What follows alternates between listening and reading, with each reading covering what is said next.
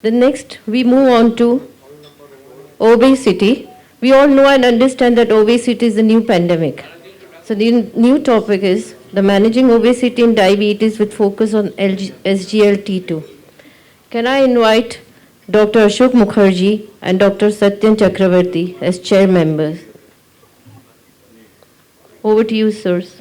We know that obesity is occurring like epidemic, and obese persons are having so many comorbidities like diabetes, hypertension, osteoarthritis, uh, fatty liver and its consequences. So many diseases occurs with obesity, and obesity and diabetes, it is very much common. Both diseases are coexisting in many patients. So now we have anti-diabetic drug which not only control blood sugar, but they also control obesity, as well as their cardiorenal benefits are there. So for this topic, our speaker is Dr. Utkal Kishore Khadanga.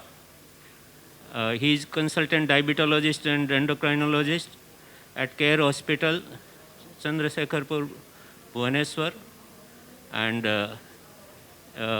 he is a very good speaker. He has many papers to his credit. So over to Dr. Utkal Kishore. Welcome, sir.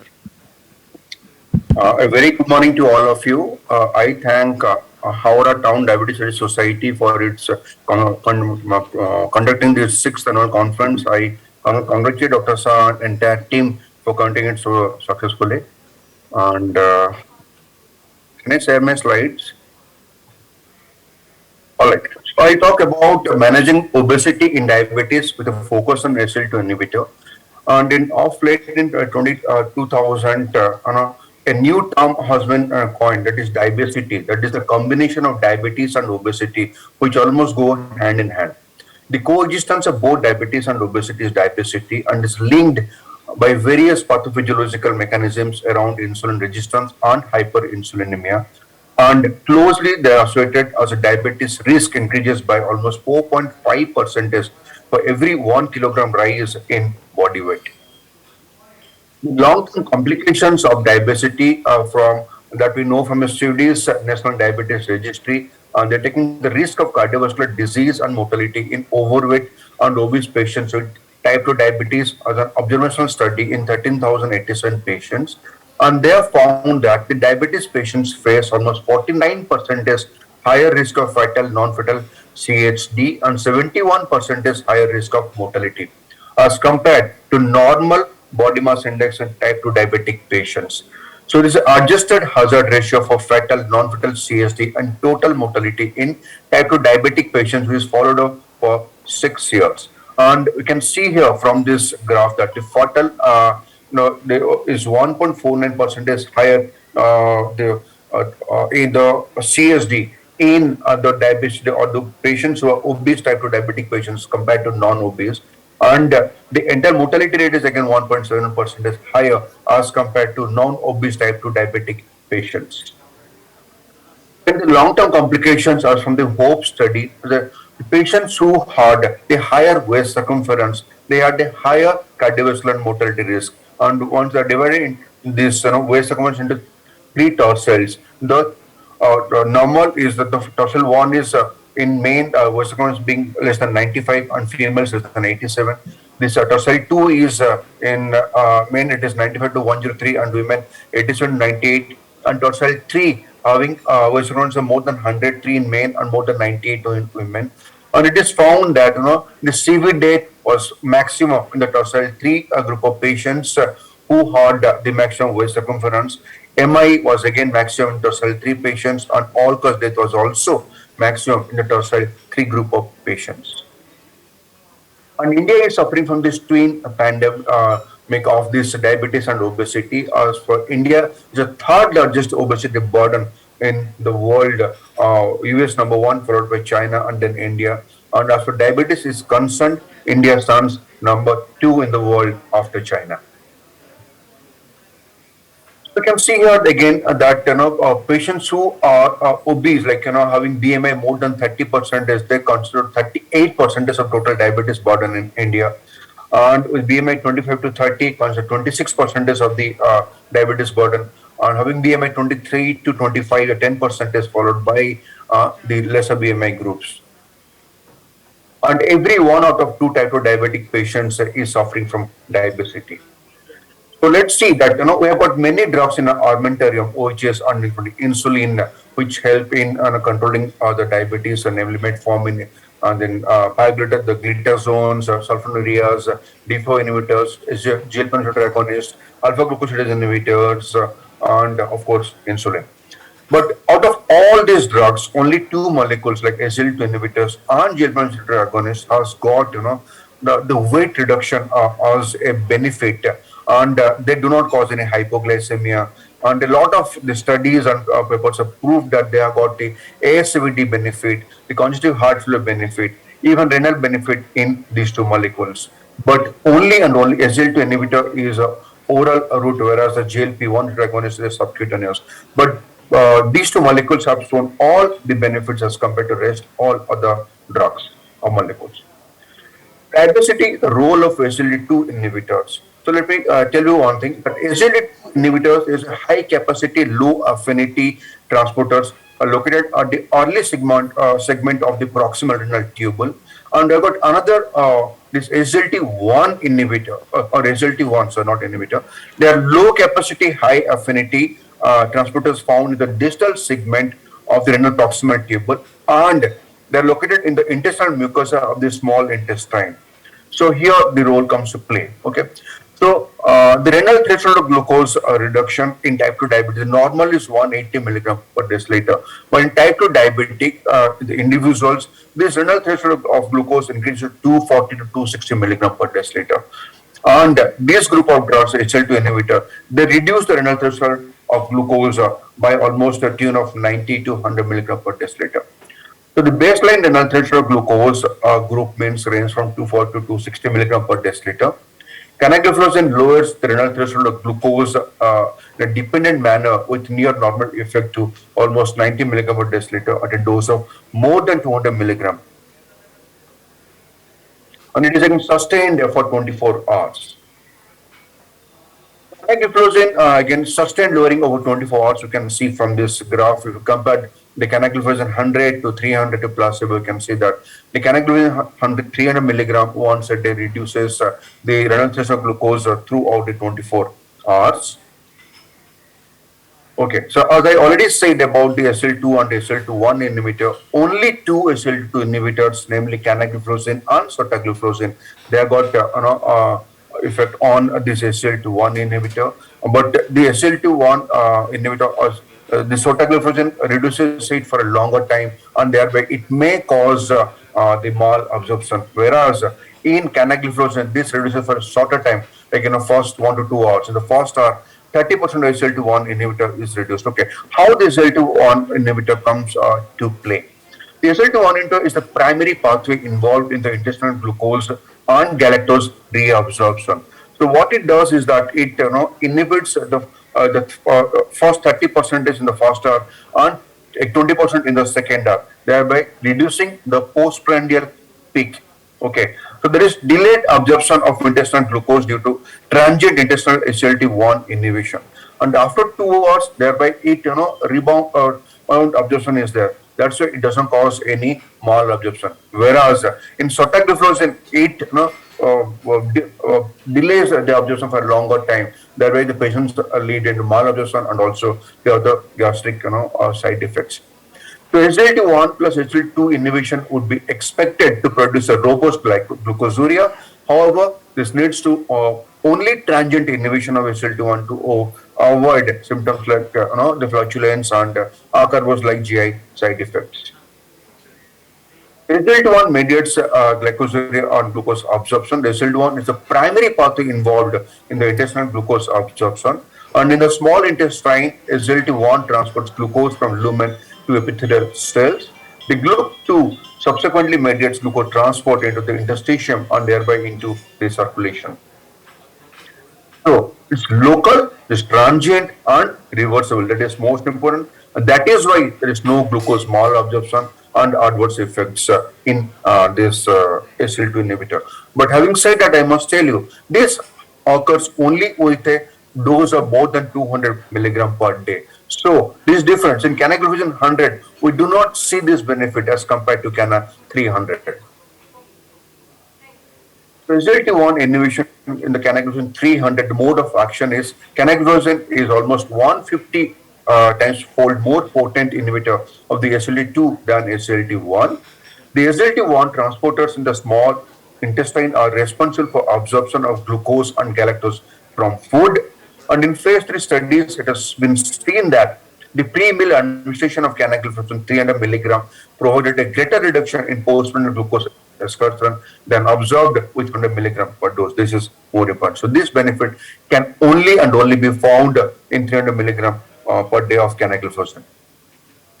Cana 300, the transient phase of like inhibition is a complete inhibition of SGLT1 will produce severe GI side effects which may limit the clinical utility, which has been seen with sotagliflozin. However, a potent SGLT2 inhibitor that only partially inhibits SGLT1 can be free of side effects.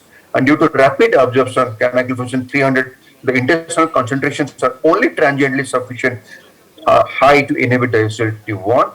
No subjects reported symptoms of glucose malabsorption or GI side effects in this study.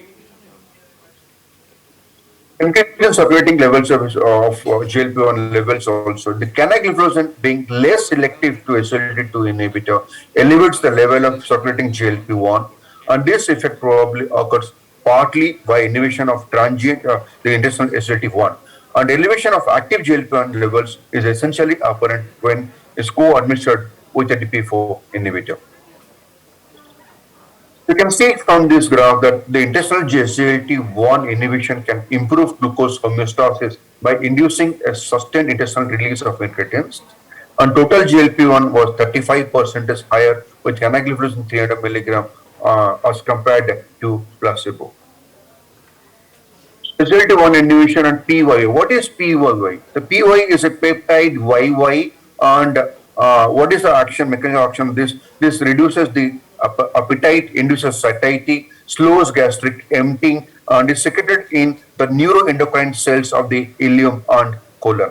So inhibiting SGLT1 is a major intestinal glucose transporter, holds promise in improving glucose control by reducing postprandial glucose peaks and stimulating release of GI peptides such as GLP-1 and peptide YY that assist in glycemia and appetite control. Thereby, this helps in losing body weight. The plasma concentration of the peptide YY after ingestion of canagliflozin, you can see from this again graph that there is incremental postprandial peptide YY concentrations was 60% higher from 0 to 2 hours with canagliflozin 300 milligram as compared to placebo. Canagliflozin 300 is a transiently increase the SGLT1 in the gut. If Cana 300 can help in reducing postprandial glucose as well, it's because of the transient inhibition of the SGLT1 and increase in the peptide YY.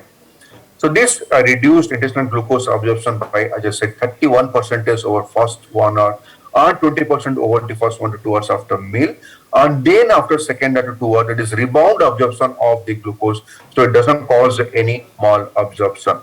So reduced glucose and insulin excursions and reduction 35 to 43% respectively in the graph 1 and 2, we can see.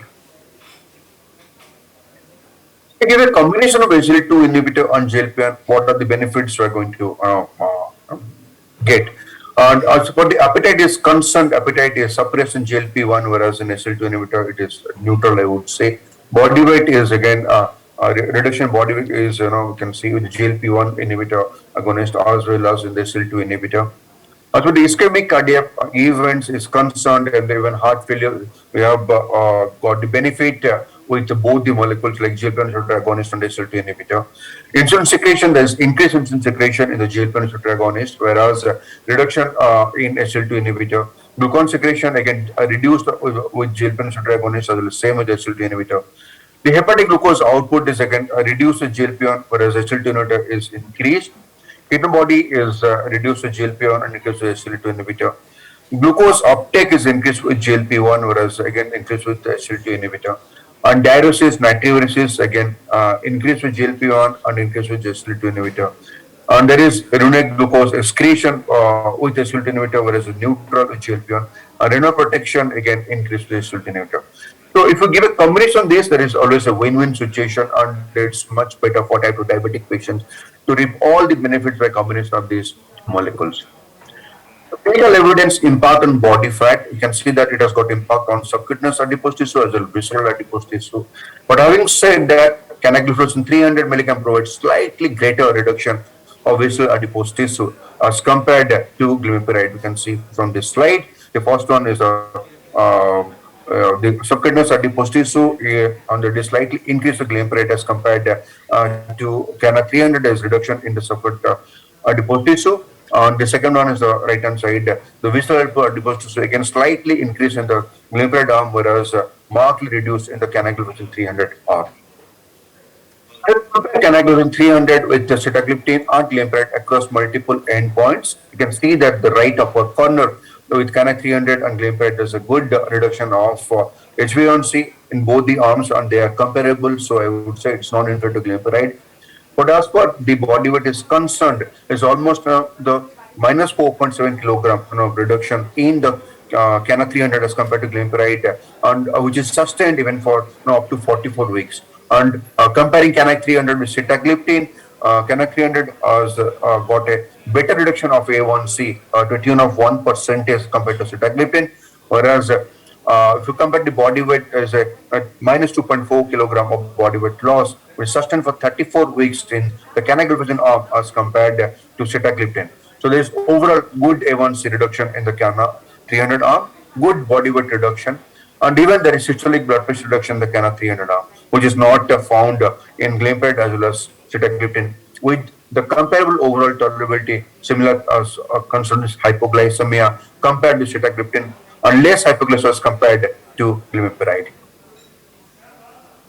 Liraglutide was of SGLT inhibitor. If you compare these two, it is seen that the A1C reduction, both the doses of liraglutide were statistically superior to all other doses of SGLT2 inhibitor, like 0.6 and 1.8, with the exception of the comparison between liraglutide 1.2 milligram and canagliflozin 300. And if you see the body weight reduction also, again body weight reduction is again comparable with the liraglutide arm, whereas the exception the canagliflozin 300 milligram was statistically superior to liraglutide 1.2 milligram as the body weight is concerned. So good A1C reduction as well as body weight with Cana 300.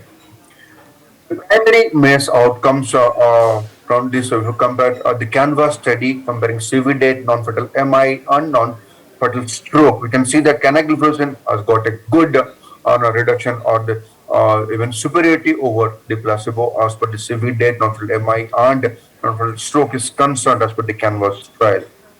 The summary of the Canvas trial as per CV-DEATH, non-fatal MI, non-fatal stroke, hospital for heart failure, CV-DEATH or hospital for heart failure and all-cause mortality, they all favor the canagliflozin arm as compared to placebo, which the Cana 300 is concerned because a lot of patients were on Cana 300 in this Canvas trial.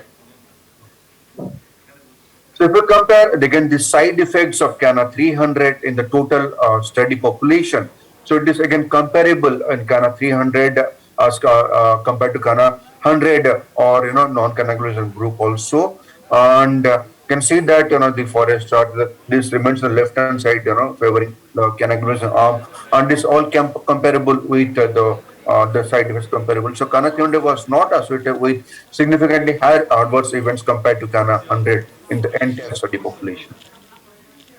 So this is a graph that shows even if you look at the adverse profile in Indians as compared to overall population. So they are all comparable, and there's not more incidence of adverse side effects like UTI or genotomycotic infections in Cana 300 as compared to Cana 100 or non-canagliflozin group as well. And if you look at the adherence group as compared to the GLP-1, this exenatide, the first one around 73.3% and The 6-month adherence 42.6 percentage and 12-month is 24.3. With sitagliptin, it is 85.6 in the first month, 64% is in the 6th month, and 51% is in the 12th month. Liraglutide 84% is in the first month, 61 is 6th month, 43 in the 12th month. But with canagliflozin, the first month adherence was like very high, it is 91% is, and if as the time progresses from 6 month to 12 month, the adherence was also superior to 65% as compared to exenatide or sitagliptin or liraglutide. Please sum up. To conclude my talk, I would like to say that obesity poses a significant challenge in patients with diabetes, hence due importance should be given to the problem of diabetes. Type 2 diabetic patients with obesity require multi-pronged approach for control of both A1C and body weight.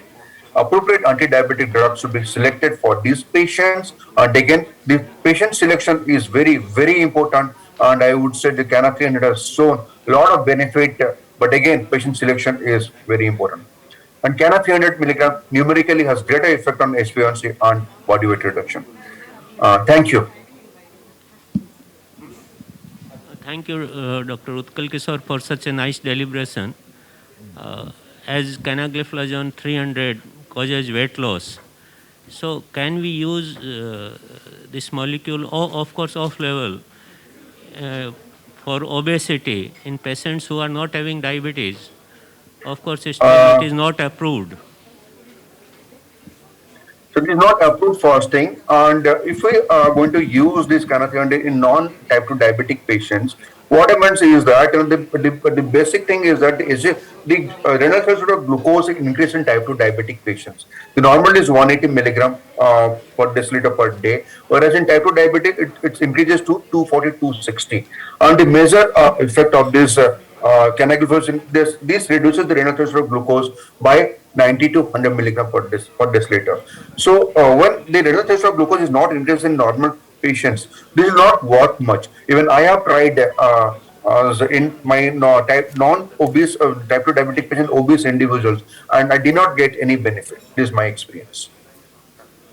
Thank you, Dr. Utkal. Is there any question from the floor? If there is no question from the floor, let us wind up the session, and thanks, Dr. Utkal, for your excellent presentation.